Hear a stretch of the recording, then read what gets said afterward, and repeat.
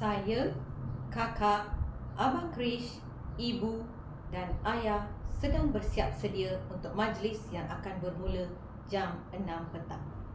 Sekejap lagi, mesti ayah akan bersuara sebab selalunya sayalah orang terakhir yang keluar dari bilik. Kadangkala mereka sudah duduk di kereta menunggu saya. Hari ini saya tidak boleh lewat. Saya mesti siap cepat. Tidak apa, kali ini saya akan ikut abang Krish. Ibu dan ayah boleh bergerak dahulu. Pastikan Kawita bersedia pukul 6 petang nanti. Pakai sari, bukan salwar kamis, pesan ayah kepada ibu sambil memastikan kakak juga mendengar suaranya. Sejak mendengar arahan daripada ayah, raut wajah kakak terus berubah. Walaupun baru tadi dia ceria menceritakan apa yang berlaku 2 hari yang lepas di tempat kerja sambil membantu ibu di dapur. Kakak terus murung, dia seperti kurang berminat. Ibu menggoreng ikan di bahagian dapur basah, manakala kakak menghiris bawang untuk membuat rasa. Bau ikan goreng itu memang enak kerana ibu menggunakan resepi turun-temurun. Sebentar lagi, ayah akan ke pekan bersama rakannya, Pak Cik Ram, untuk minum di kedai kopi. Ayah dan Pak Cik Ram merupakan rakan sekelas dan mereka berkawan sejak kecil. Pak Cik Ram sekeluarga sangat rapat dengan keluarga kami. Tiba-tiba, kakak yang selalunya senyap dan menurut mula bersuara lantang. "Mak, saya tak suka semua ni. Ini dah entah kali keberapa." Kami terkejut. Saya dapat lihat kakak menitiskan air mata kemarahan, air mata kekecewaan, air mata kesedihan. Bayangan dalam minda saya tentang insiden itu terhenti sewaktu abang Krish memberikan isyarat lampu kereta dan membelok ke kiri. Kami berhenti sebentar di R&R Tanjung 12 di Lebuhraya, Lembah Kelang Selatan. Saya segera ke tandas dan memastikan rambut kemas dan gincu masih ada. Abang membeli beberapa tin minuman dari mesin layan diri. Selepas itu, kami meneruskan perjalanan dan saya kembali terkenang akan peristiwa tempoh hari. Kakak telah bersiap sedia pada petang itu. Walaupun tidak berminat, dia tetap menurut. Sebelum kehadiran tetamu, kakak membantu ibu menyediakan keseri, iaitu sejenis manisan dan teh. Selepas menghidangkan cicipan untuk para tetamu, kakak duduk berseorangan di ruang makan. Saya menemani kakak sambil bermain telefon bimbit. Sekali-sekala kami bersembang. Ayah, ibu dan para tetamu sedang berbual-bual di ruang tamu. Pak Cik Ram dan isteri turut serta. Mereka memang rapat dengan keluarga kami. Risikan ini diperkenalkan oleh Pak Cik Ram. Sebelum ini pun dia pernah mengaturkan orang datang merisik. Konon-kononnya ada jodoh untuk kakak berkahwin. Setiap kali selepas sesi sebegini, kakak akan menjadi guram. Kakak tidak pernah dilibatkan dalam perbincangan. Kakak berasa tersingkir. Lagipun, ini tentang kehidupan dia. Kadang-kadang ada juga kakak terdengar rungutan pihak lelaki yang datang mengatakan kakak nampak kurang tinggi, matanya tidak cantik dan pekerjaannya tidak sesuai. Telefon abang Krish berdering. "Saya sedang memandu, saya tak boleh bercakap sekarang." Abang Krish terus menamatkan panggilan. "Siapa itu?" "Biasalah, panggilan dari bank. Hujung minggu pun mereka bekerja, entah-entah spam."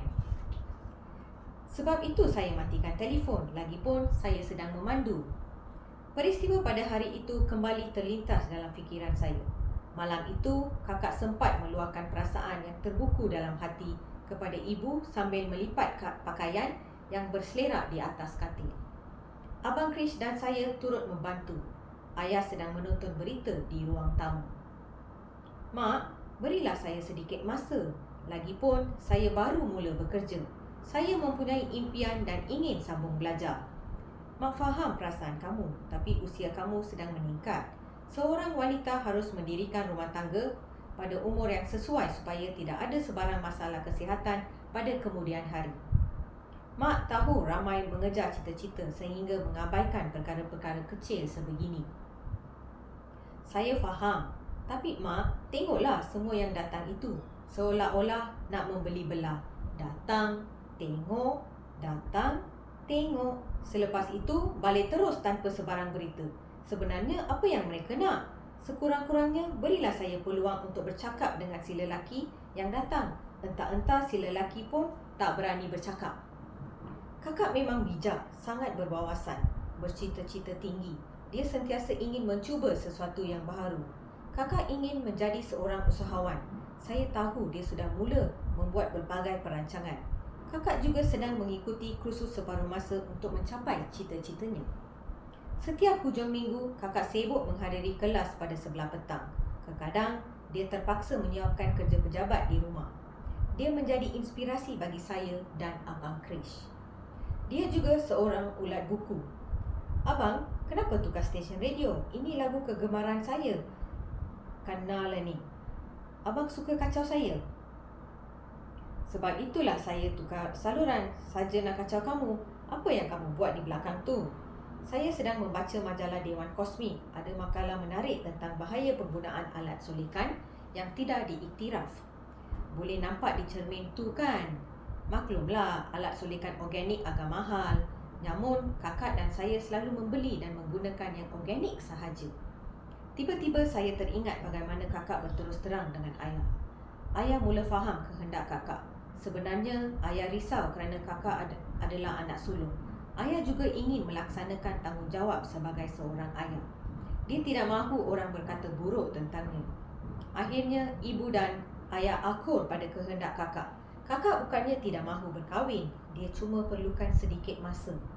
Dia ingin mantapkan dirinya. Ada sekali kakak bercerita, pemuda yang datang pun belum bersedia untuk menjalankan tanggungjawab sebagai seorang suami. Tapi mereka datang semata-mata kerana disuruh oleh ibu dan ayah. Nasib baik mereka telah berterus terang. Kalau tidak, apakah nasib kakak? Telefon Abang Krish berbunyi lagi. Kami akan sampai dalam masa 20 minit. Kami sudah berada di Plaza Tol Saujana Putra. Saya ikut lokasi yang kamu berikan semalam. Jangan risau, kami tidak pernah lewat kecuali ada kecemasan. Jawab Abang Krish yang bercakap menggunakan fon telinga. Kenapa orang itu dah mula risau? Janji temu jam 6 petang kan? Saya bertanya kepada abang. Biasalah orang akan risau. Apa dia akan buat kalau kita tidak hadir? Lagipun dia sudah bayar wang pendahuluan. Kami tiba di destinasi tepat pada masa. Kereta pengantin sudah ada di hadapan dewan.